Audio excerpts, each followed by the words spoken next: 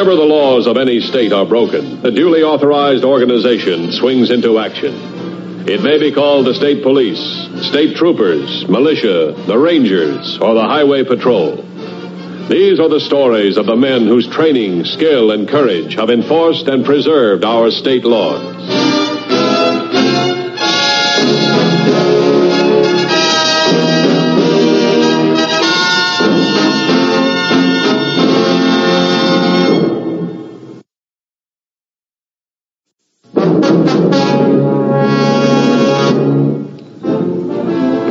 An important function of the Highway Patrol is to maintain the safety of the road, to prevent accidents causing injury or death. But not all the fatalities on the highway are accidents, though they may appear to be. During harvest time, the patrol encountered an accident that started with the driver looking for a hitchhiker.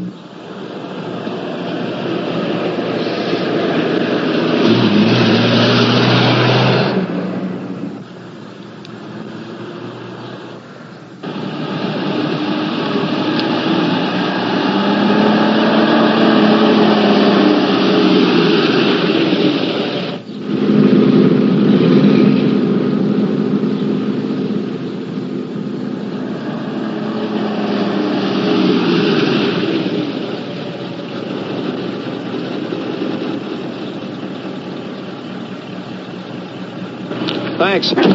I'm just going to Collinsville.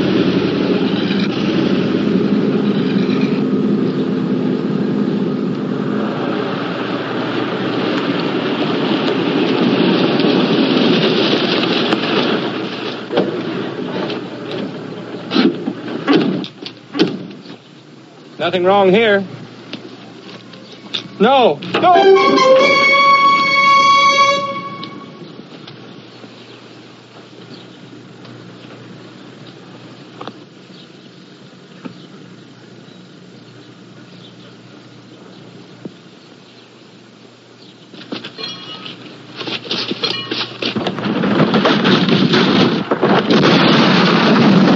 Was instantaneous. Cause of death was an occipital fracture, occurring when the deceased... How do you spell it, Doc? O-C-C-I-P-I-T-A-L. Means the back of the head. Occurring when the deceased was... The back of the head. Maybe I'm filling out the wrong form. Doc, the guy went through the windshield. Forward.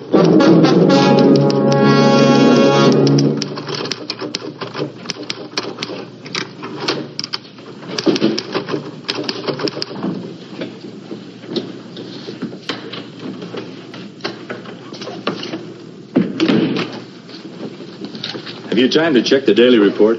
I'll be with you in a minute.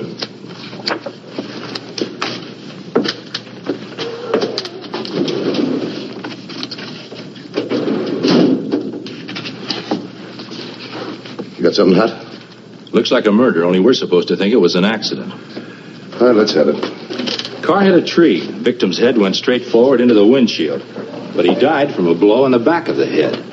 We reconstructed the accident, and it would have been impossible for the victim to have received such a blow in the crash. What else? We figured he was clubbed with something heavy and blunt. Maybe a tire iron. Then propped behind the wheel of the car, which was crashed. About 4.5 miles north of Collinsville. What's his name? We don't know. No driver's license? Yes, he had one. John Curtis. It's been erased and rewritten. It's a pretty good job, too. Not quite professional. Let's find out who this guy is. Send his fingerprints to Washington for a make. Ask the lab boys if they can bring this back with the original name and number. Anything else on the body? Well, just this, an ID card from an insurance company. Urban Casualty and Life Assurance. In case of injury, notify William Ferguson. RFD Box 43, Gardner's Grove. Patrolman Garvey thinks the victim might have been a fruit tramp. Yeah, the highways are crawling with them this time of the year. Why would anyone want to plant a phony identity on a poor fruit picker? Maybe someone wanted to lose his own identity, commit suicide, and live to tell about it. I think the guy that did this homicide is not going to do much telling. Could have murdered him for the usual reasons, revenge, jealousy. If one of those were the motives, why take the trouble to plant a false identity? It's crazy. Ever run across a killer who was normal? This could be the motive. Insurance? Yeah. The killer might have pulled this trick before, too. I see what you mean. I'll tell you what I want you to do. Get me a report on all vehicular fatalities that occurred in the past 12 months that have any similarity to this one. I'll get the file room on it right away. I'm going to take a run down to Gardener's Grove. RFD 43. Keep me posted, will you?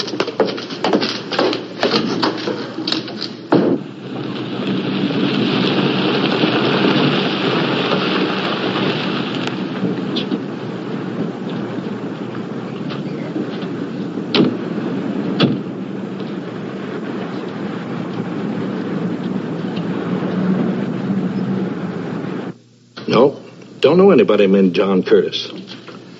How about William Ferguson? Afraid I can't help you. It's funny he'd give this address. Well, look here. Guess about the biggest unofficial post office in the whole state. How come?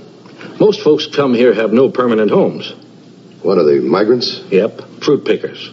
They gotta have some place to get their mail. It's good for your business, too, huh? Sure, brings them in here. Good for them, good for me.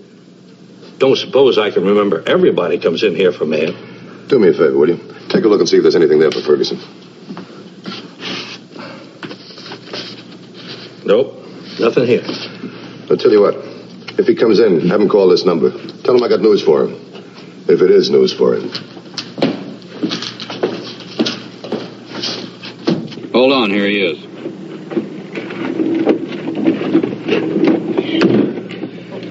Matthews here. Got a line on the car used in the Curtis killing. All right, let's have it. Take this down. DMV ownership, license number 2Y7022, sold 16th of this month by A&B Used Car Company at 10213 Union Avenue, Hartsdale. That's about 30 miles from here. What was the buyer's name? John Curtis. That figures. Thanks. Let's go to Hartsdale.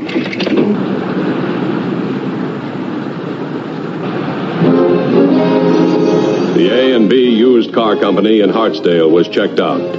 The owner remembered the sale of the 1938 dark blue convertible, but was not able to describe the buyer. 3153. 3153, bye. 3153. What's the 1020 of 2150? 2150, bye. 2150. Two fatality reports similar to the case you're on in almost every particular. Yeah, I was afraid of that. I'll 1019 in about 30 minutes. Have the reports ready on my desk when I get there. Tell them to keep digging, will you? 10-4, 2150. We better find this character and fast.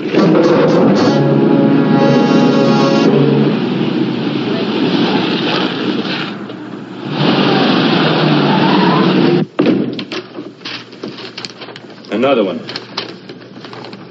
Oh, that makes number 5. You think it's the insurance angle? We'll find out. I'm expecting Mr. Banning from the State Underwriters Association.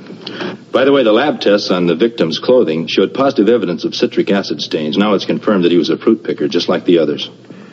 How are the boys making out in the lab with the driver's license? It's a slow process restoring erasures, but they expect to have something soon. Good. Is Mr. Matthews in? It's Mr. Banning, Mr. Matthews. Send him right in. It's Banning. I'll stay on this. Okay.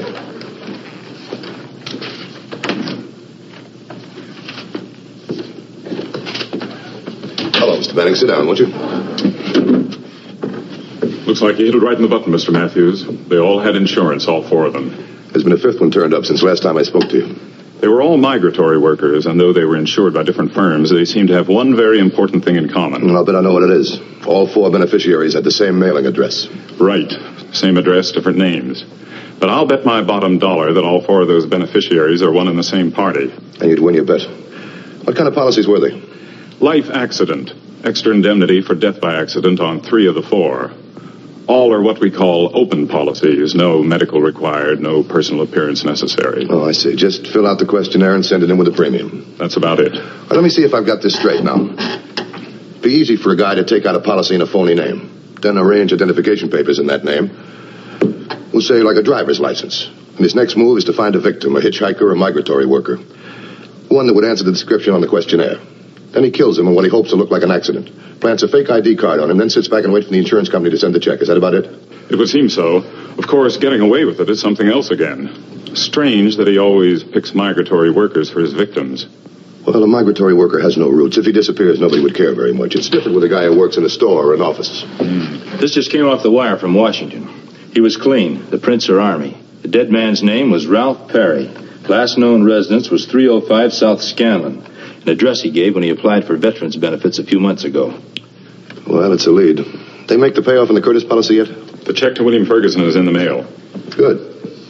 Anything else the companies can do to help you? Yeah, I'd like photostats on the last 4 checks. I'll see that you get them. I'm going to pay a visit to South Scanlon Street. Put a stake out in that RFD number.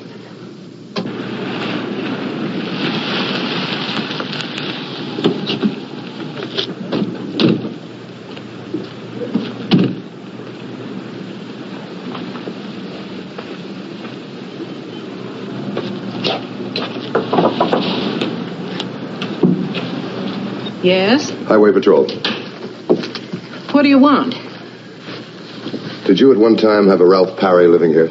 Ralph? He ain't in any trouble, is he? When was the last time you saw Parry? Well, he moved out it was about 3 months ago. Went back on the road when they started the crop picking again. You haven't seen him since? Well, he came visiting once a couple of weeks ago on a Sunday. To see you? I think he really came to see Carl. Who's Carl? His cousin, Carl Seward. Seward lives here? In the back room, but he's out right now, working. Where does he work? At the packing house. You ain't after Carl for anything, are you? I know he's been awful worried lately. What's he worried about? I guess maybe it was the fight that upset his nervous system. The fight? Yeah, him and Ralph. First they was a hollering to beat the cars, and then they were knocking each other all over the place. On a Sunday, too. What was it all about? It was about some insurance money.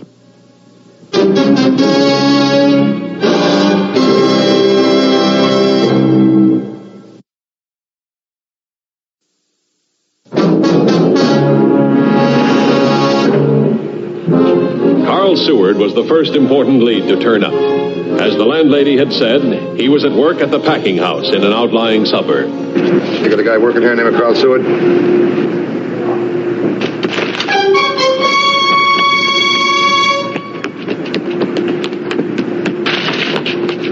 Please, let me go. Let me go. Take it easy. Take it easy. Please let me go. Oh, I'll never do it again. Do what? I mean about the apples.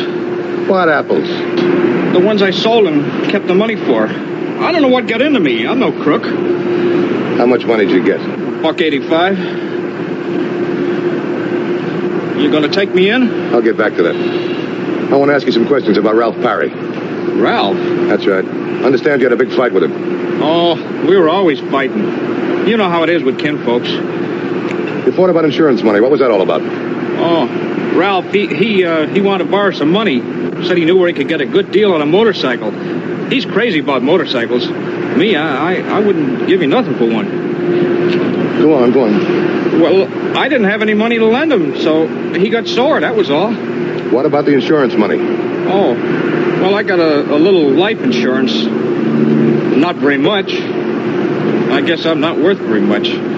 But, well, Ralph, he wanted me to cash it in and lend him the money. I told him nothing doing, because I figure when a guy goes, he should leave something behind, even if it's just a little insurance money. Ralph kept insisting. Yeah, man, did he get mad. I couldn't see out of this eye for a week. But maybe next time I'll get a good shot at him. There's not going to be a next time, kid. Had a big day. Chase a killer and wind up catching a guy who's been stealing apples. Yeah. It's Matthews. The lab raised the original name on the driver's license. Okay, go on. Henry Willits, the Gardner's Grove address. Don't tell me. RFD 43, I bet. That's it. Okay, we'll take a run out there. Call me if anything breaks. Climb in.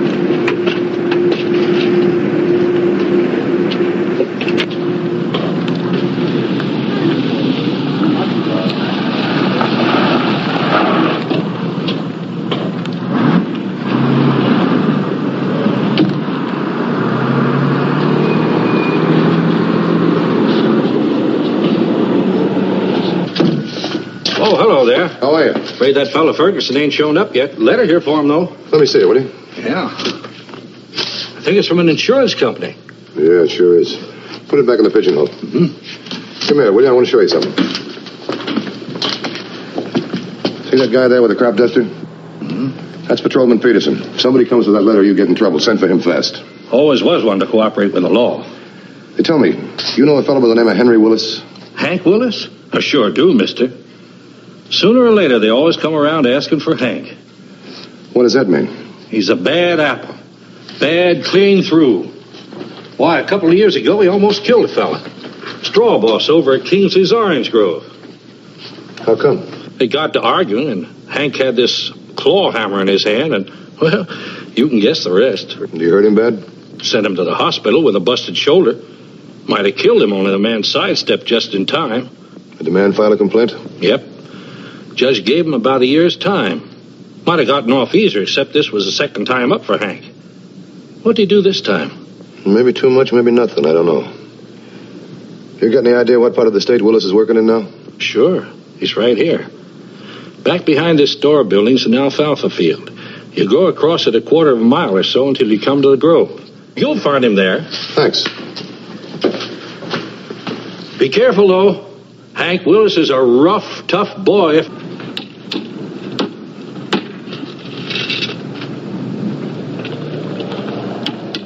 You Hank Willis? What am I suspected of this time? Is it $1 million stick-up? Or has some desperate character been pinching nickels off the newsstand? If you're clean, Willis, you got nothing to worry about. Look, I know I'm clean, but for an ex-con to try to convince the law, that's another matter altogether. Tell me, you got a driver's license? I had one. I lost it. Did you report it lost? No, I've been too busy. Have you got a car? No, I never had a car. Looks like I'm never going to have one now, the rate I'm going. Unless I just happen to win one in a raffle sometime. Well, why bother with a driver's license, then? Well, it was all part of the course. Besides, I want to know if I was good enough to pass the test like the school said I'd be. Driving school? Yeah. I never knew how to handle a car before. I never had a chance to learn. So last winter, I was in Capital City, and I had a few extra bucks in my kick. So you went to driving school? They use good equipment at those schools, don't they? All the latest stuff. Well, sure. They were all brand new, with all the latest gizmos. Look, you wouldn't know where you might have lost your license or who might have found it, would you? No, it must have just slipped out of my wallet. You think somebody might have stolen it from you? And leave all the money? Hey, look, why is my driver's license suddenly such a hot subject? All right, forget it. It's not important. What was the name of the driving school you went to? The Anderson School of Driving. All right, thanks. You better stick around for a few days, Willis. We'll probably want to talk to you again. Oh, sure, I'll stick around. So if you can't find anybody else to take this fall, there's always good old reliable ex-con Willis you can grab. Like I said before, if you're clean, you got nothing to worry about. But if you're not, you bought yourself a lot of trouble.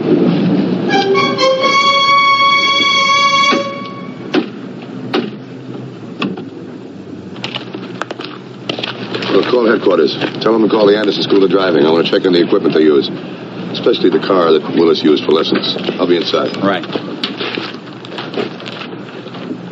2150 to headquarters. All right, Mrs. McLean. Goodbye. Find Hank Willis all right? I found him. Pretty tough character, eh? I've met tougher. It's a nice car you got out there. Is it yours? She will be when she's paid for. Suppose Hank Willis is the fellow you're looking for? I'll know soon enough. Here you are, Chief. Here's the information on Willis you wanted. Hope it's what you're looking for. Well, things are starting to make sense. Time to wrap it up? No. This tells us exactly the man we want, but it's not evidence. Won't hold up in court. So we're still with it?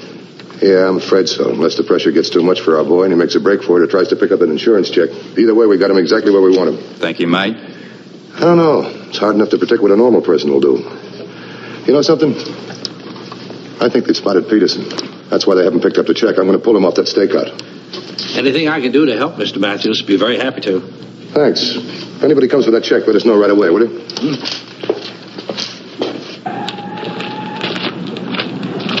I don't get it. The only thing the info I gave you says is that Willis learned to drive in a car equipped with an automatic shift. That's right. And the car used in the killings were old ones, all hand shifts. Well, that means Willis isn't the killer. That's right. But in the store just now, you said that... I said what I wanted Hutkins to hear, that's all. We know positively that Hutkins is the only man connected with the 5 murders. And all that in the store just now is an act, huh? That's right. Hutkins is our man, and I think he is. He's going to make his move. He's going to try and make us think Willis is the killer. Come on, let's move, Peterson.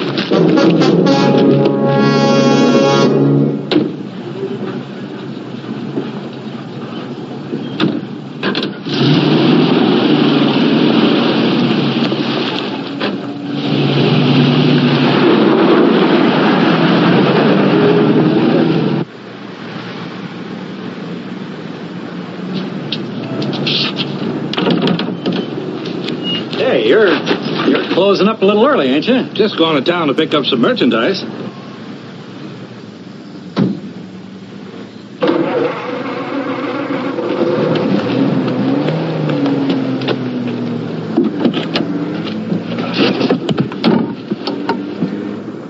(2669 to 2150). 2150. 2669. Man answering description of Henry Willis seen getting into Hutkins' car and driving off with Hutkins. 2150 to 2669. What is your 1020? 2669. Northbound on Highway 42, a half-mile north of Hutkins' store. All right, stay with him. We'll catch up to you. And let's go. There's a man's life at stake.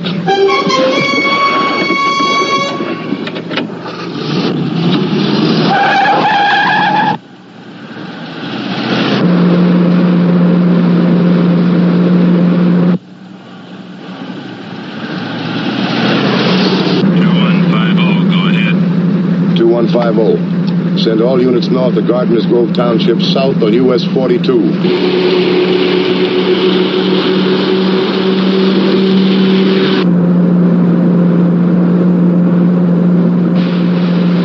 Units south of Hutkins' store are to proceed north. Intercept a green special sedan 1955, license number 2Z33201. 2 men in it. Use caution. Repeat. Use caution. One of them is a killer.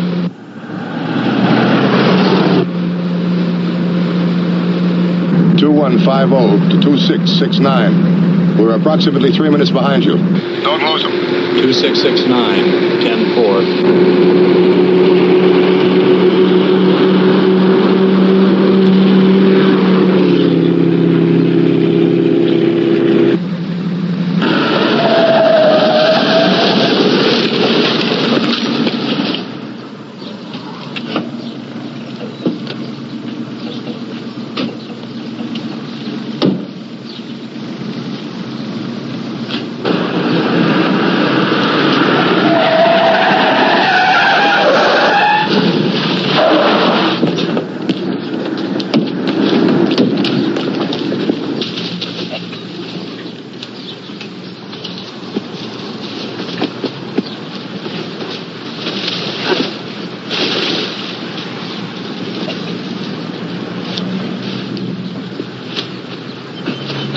He was trying to kill me, to keep me from telling that it was him who came after that insurance company letter.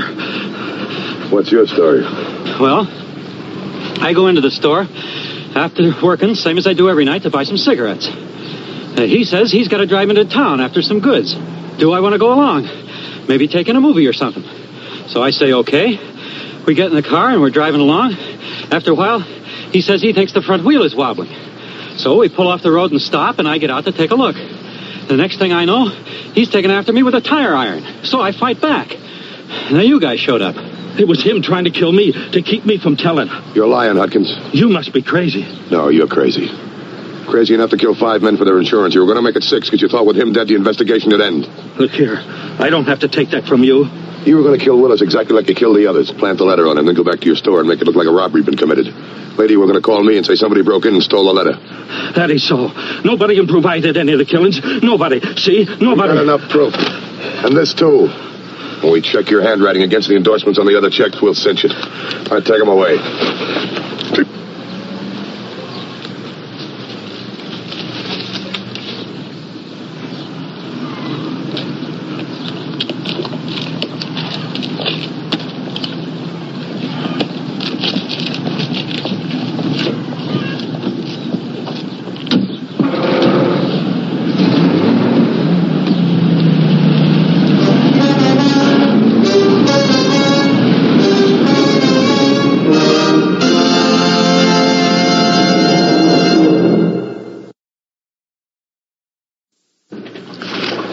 Next week's case handled by the Highway Patrol is a very exciting one. We hope you'll be with us. Until then, remember, the careless driver isn't driving his car. He's aiming it.